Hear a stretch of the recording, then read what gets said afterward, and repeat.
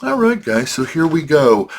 We did do an official unboxing of this kit, guys, so this is going to be strictly a build of this kit, okay, not the unboxing. If you want to catch the unboxing, it's in, I believe, the previous video to this one. And we did have a question during the unboxing, was what this up here was saying, because it's all in Chinese, and I do believe that is Chinese, not Japanese, but I could be wrong. Don't quote me on that.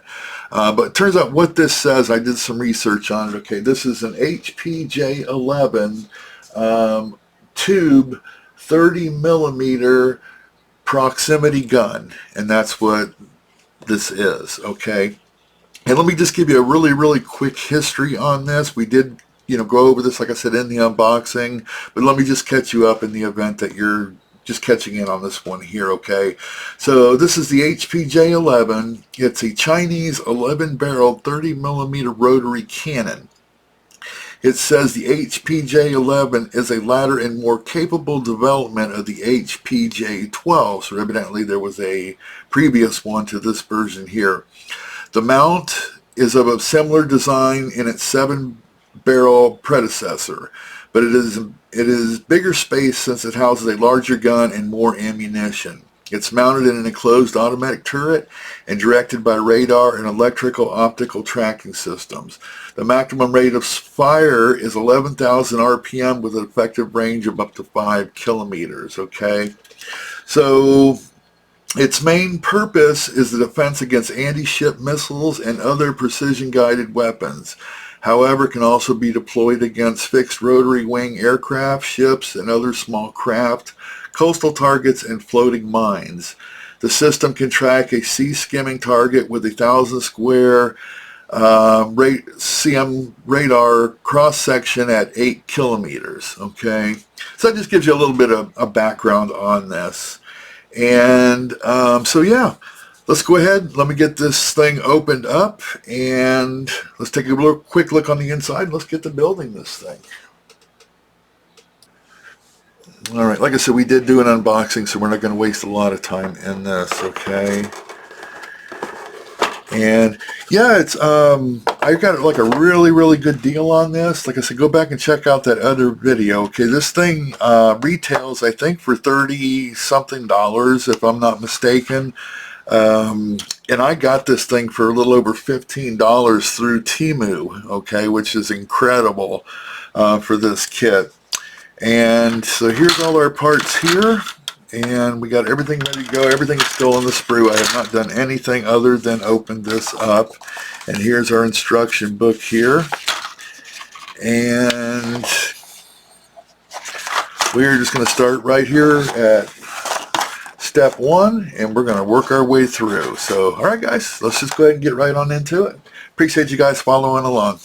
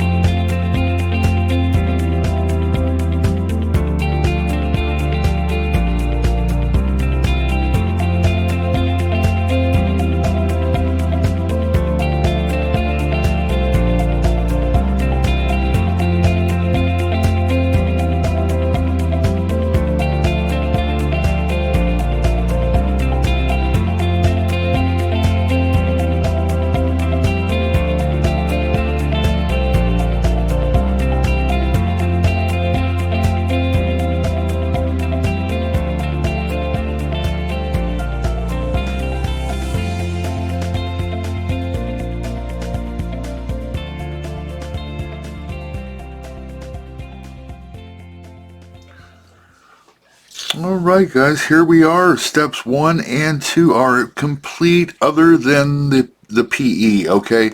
It did have a call out for some PE. Let me show you on the sheet right here. Right here where it says TP5, you can see those two little handles. Those are on this PE sheet here. And these right here are the little handles. Okay, however, we are holding off on putting those on until we get this thing completed. If I put those on now, they won't exist by the time we get to painting, priming and painting on this thing after, you know, so much handling. So we're not going to risk that. We're going to go ahead and leave these right where they're at. Well, that'll be one of the last things that we do, okay? Other than that, I really had no issues. There was a little bit of a fit issue with this, with these top pieces here on both sides. And you can kind of see here, there's a little bit of a gap, and it exists again over here. Okay, and the other one just a little bit worse. You can kind of see it here on this one. Now, if you look, it almost looks like it just needs to be pushed back, right? And it looks like it would fill that in. However, you got these splines right here that hit up against this piece here from this roof, so you cannot push that back any further, okay? So that's kind of weird. I mean, I probably could have shaved those off and pushed that forwards, but then we would have had a little bit of a gap up front, okay?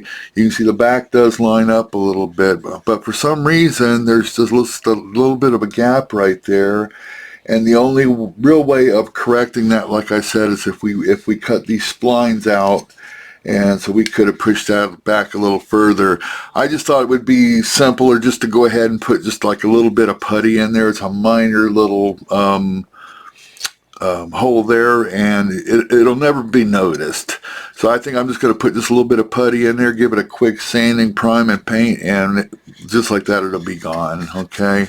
I didn't want to get in with getting in here and, you know, cutting into all these splines and all that kind of stuff. I didn't want to get into no heavy cosmetics is what I should say. So when we can simply just fill that in with putty, no big deal, okay?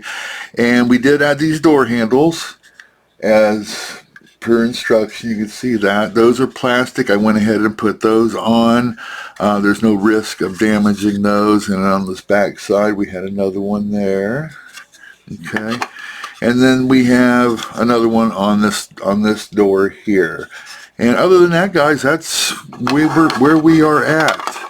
So we're going to be moving forward. We're going to be starting off on step 3, okay? And we'll get all these pieces together. We'll move on to step 4, and we're just going to keep moving on.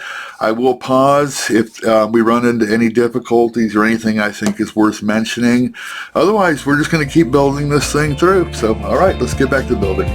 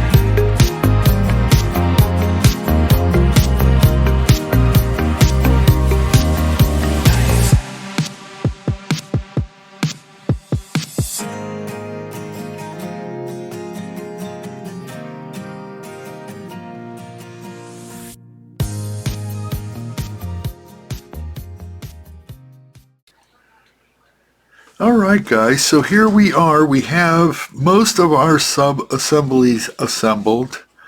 Okay, let's take a quickie look here. In the event that you skip through a few things, this is the, I believe, the right side of our turret. Here's our left side.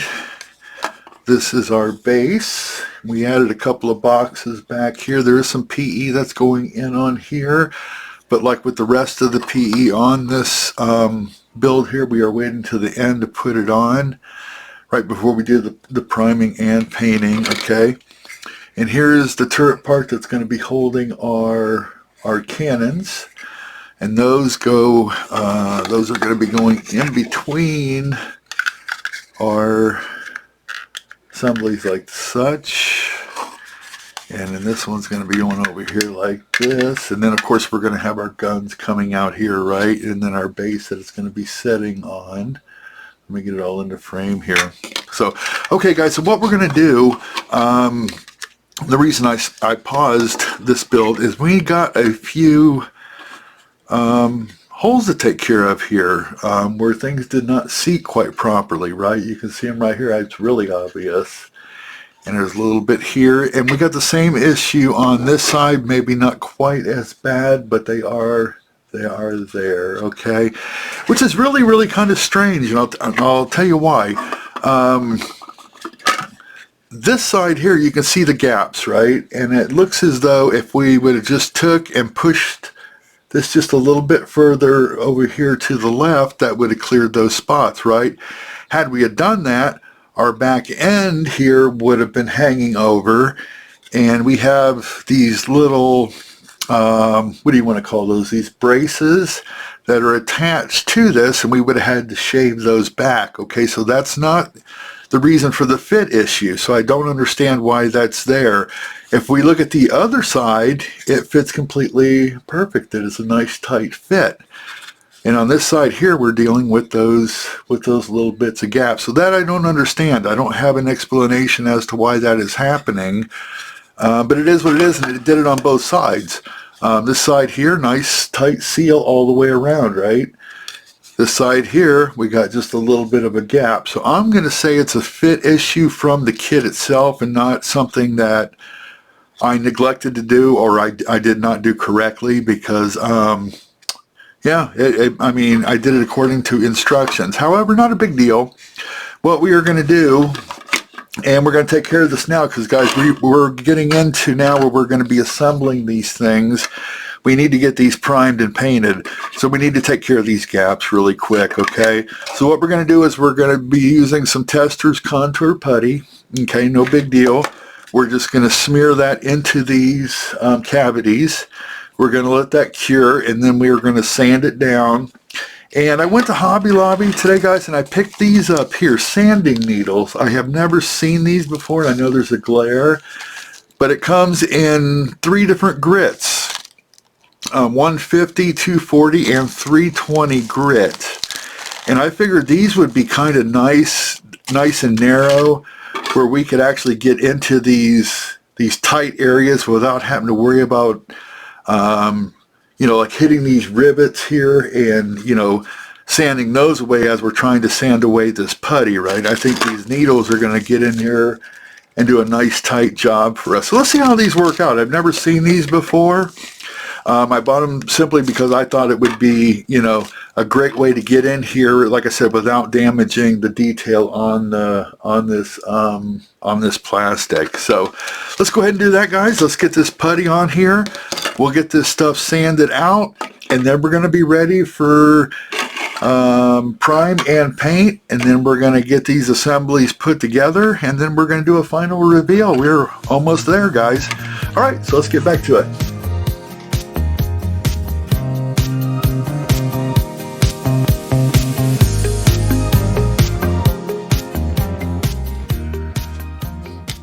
Alright guys, so that went well. We do have it all filled in. Everything has been sanded, filed down and sanded. It's looking a little bit rough right now, but it is smooth, okay? And we'll know better once we hit this with some primer, right? And we'll be able to see how it really is going to look. But yeah, it all came out nice. Everything's filled in. These little sanding needles did an excellent job of getting into those tight little places. I highly recommend these if you don't have a set. They're perfect, like I said, for getting in here and, you know, sanding away these areas here. None of our rivets are damaged. They are all still intact and in perfect condition. As you can see here, they're all still there. Let me see. There we go. Had I tried to use a regular piece of sanding paper and get into this little spot there, we definitely would have lost the integrity of these, you know, the detail on here, these rivets, okay? So yeah, these are ready for some primer now, and like I said, we're going to shoot it with some primer, take a second look at that. If I see any spots that need, you know, additional sanding or something like that, I can go ahead and sand that, and then hit it again with some primer. Not so important, you know, that it's 100% perfect, simply because these are to the inside of the turret, okay? The outside of the turret, it sat nice right from the beginning, right? I mean, that's a nice tight seal, and I don't understand why the backside did what it did, but it did. So yeah, so those are going to be like that, and we got our gun mount here. Okay, this is where our gun's going to be. Right here we go. Our rotary gun, and this is right here. Let me get these out of the way, guys.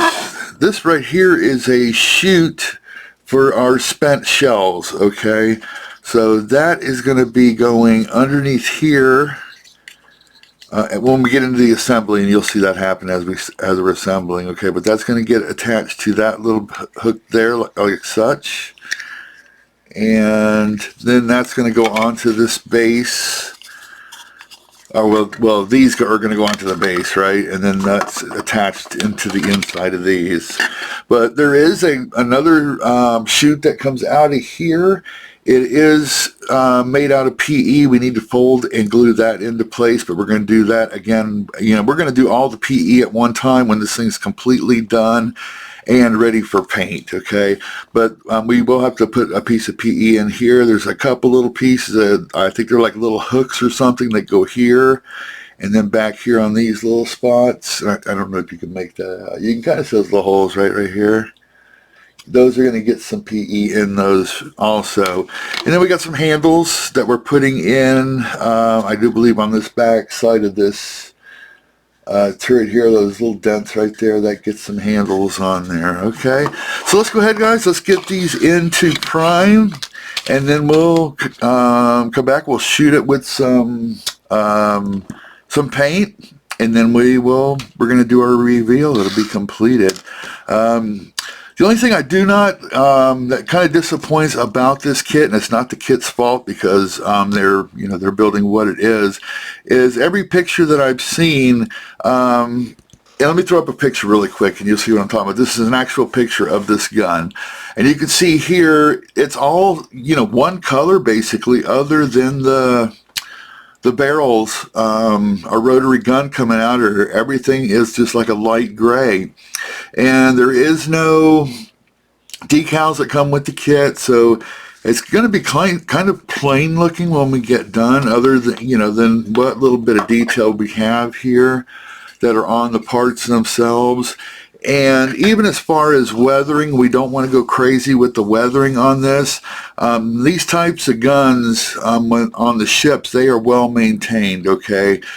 Even though there's salt from the sea and the mists and things like that, they take care of this equipment. So it's not going to be all run down. There's not going to be, you know, big drips of rust that are coming down and grime and dirt everywhere.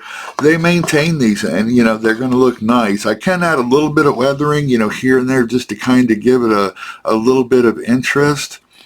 But it's nothing we can go crazy on, right? So what I'm going to do, we're going to do the everything, like I said, in that light gray that it shows that the gun is, okay? We're going to do it correctly. We're not going to make it our own and just start doing all kinds of crazy colors all over it. But I think there's a spot on this base here from some other photos that I've looked at. Let me get this out of the way and I'll show it to you really quick. This ring here that the turret sets on, We might be able to do a dark gray on this, okay? And that'll give some contrast to the turret that's sitting on top of this. And I don't know if the pictures that I'm seeing are just, this might be the same color as the turret, and it's in shadow, so it looks darker. But I'm thinking I'm going to go ahead and paint it maybe a little bit darker of a gray, just to break it up from the gun itself. And yeah, so that's it, guys. Let's go ahead and let's get this into primer. And we're just going to move on. All right, guys. I appreciate you guys following along. So far, it's been a fun kit, an easy build. Nothing complicated. Everything going the way it's supposed to go. Other than this little bit of a situation that we dealt here with the cracks, and you can see we remedied that with not a whole lot of issues. So, all right, guys. Here we go.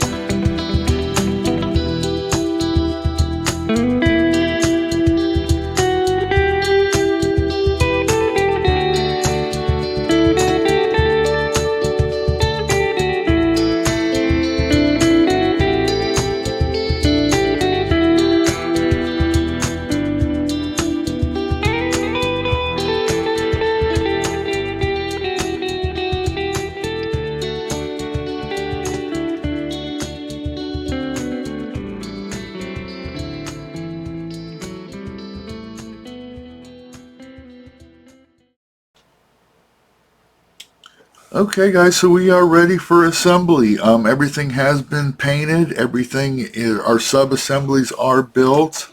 All we got left to do is to put this thing together.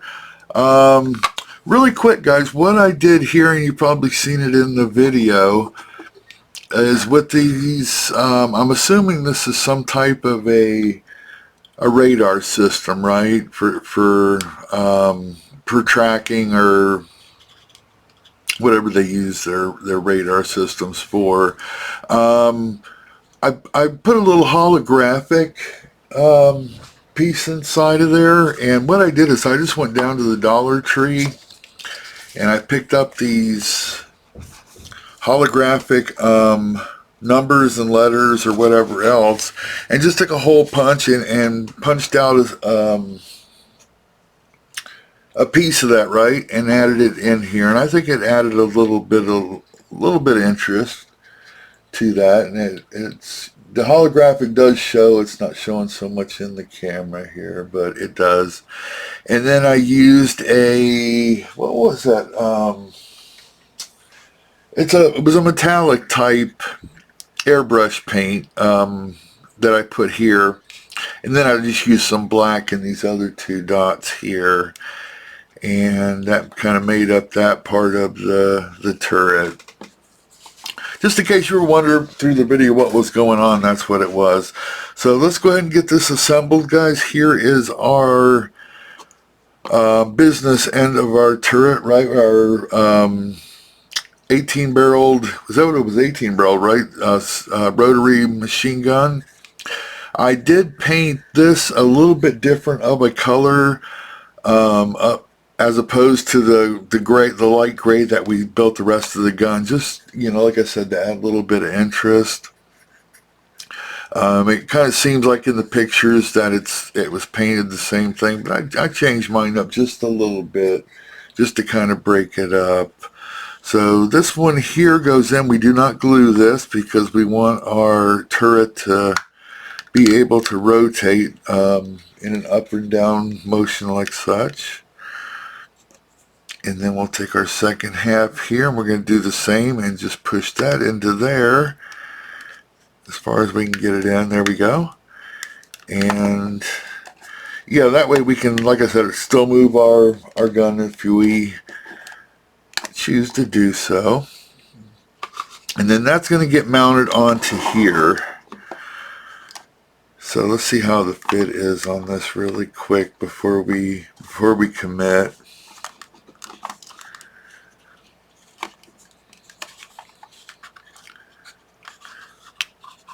Kind of an odd shape here, or an odd fit, I should say.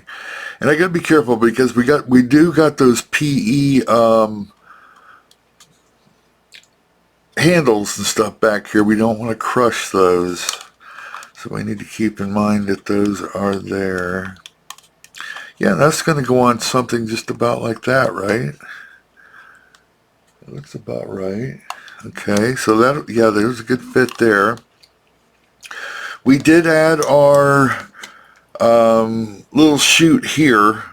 I think I didn't do that on camera. I think I missed that part of the filming. All that is, that's where the spent shells get extracted after firing from our rotary cannon here. The spent shells come out through the chute here and out this part here, and wherever they end up on deck, I'm assuming someplace, maybe in a basket, I'm not sure. But so okay, let's go ahead and let's get this glued in, and then we'll get this added to our base, and then we're gonna call this thing done. So let me go ahead and get this glued in, guys. Be right back.